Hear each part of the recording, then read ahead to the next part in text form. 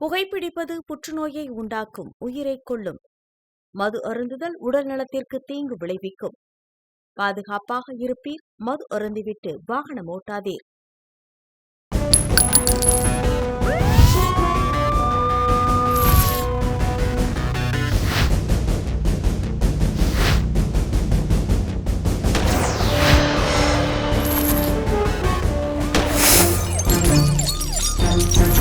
கோப்பியம், உண்மையும் பின்னணியும்.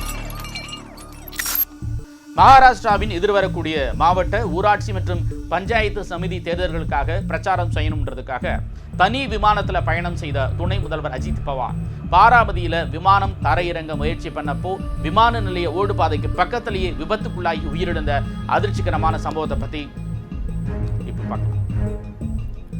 இன்றைய பரபரப்பான அரசியல் சூழ்நிலையில் மகாராஷ்டிராவில் மாவட்ட ஊராட்சி மற்றும் பஞ்சாயத்து சமிதி தேர்தலுக்காக பிரச்சாரம் சூடுபிடித்திருந்தது. இந்த நிலையில் அஜித் பவார் பாராமதியில் 4 பொதுக்கூட்டங்களில் பங்கேற்க திட்டமிட்டிருந்தார். அதற்காக அவர் மும்பையிலிருந்து ஒரு சிறிய ரக விமானத்தில் அவரது தனி உதவியாளர், ஒரு பாதுகாவலர் மற்றும் 2 விமானிகள் என மொத்தம் 5 பேருடன் பயணம் செய்து கொண்டிருந்தனர். அப்போது பாராமதியில் விமானம் தரையிறங்க வேண்டிய நேரத்தில் எதிர்பாராத விதமாக ஓடுபாதை அருகே விபத்துக்குள்ளாகி வெடித்து தீப்பிடித்தது. இதில் அஜித் பவார் 2 பணியாளர்கள் மற்றும் அவரது 2 பாதுகாப்பு பணியாளர்கள் பரிதாபமாக உயிரிழந்தனர். நாட்டை உலுக்கிய இந்த கோர விபத்தை தொடர்ந்து விபத்து குறித்து விசாரணை நடத்தப்பட்டு வரும் நிலையில் இதுவரையில் இதேபோன்று இந்தியாவில் பிரபலங்களின் உயிரை பறித்த பிற விமான விபத்துகள் இருந்துள்ளது. இதற்கு முன்பு கடந்த 2016ஆம் ஆண்டு முதல் 2021ஆம் ஆண்டு வரை குஜராத் முதலமைச்சராக இருந்த விஜய் ரூபானி கடந்த வருடம் ஜூன் 2025இல் அகமதாபாத்திலிருந்து புறப்பட்ட சிறிது நேரத்திலேயே அவர் பயணித்த ஏர் இந்தியா விமானம் அருகிலுள்ள பகுதியில் மோதி விபத்துக்குள்ளானது. இந்த விபத்தில் பலியான 171 நபர்களில் ஒருவராக ரூபானியும் மரணமடைந்தார்.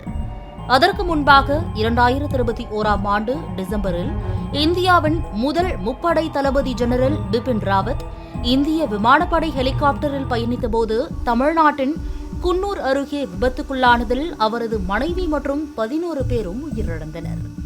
அதற்கு முன்னதாக கடந்த 2009ஆம் ஆண்டு ஒருங்கிணைந்த ஆந்திர பிரதேசத்தின் அப்போதைய முதலமைச்சராக இருந்த YS ராஜசேகர ரெட்டி ஹெலிகாப்டரில் சென்றபோது விபத்துக்குள்ளானதில் உயிரிழந்தார். அதேபோல் பிரபல நடிகை சௌந்தர்யா 2004ஆம் ஆண்டு பெங்களூரு அருகே நடந்த விமான விபத்தில் உயிரிழந்தார்.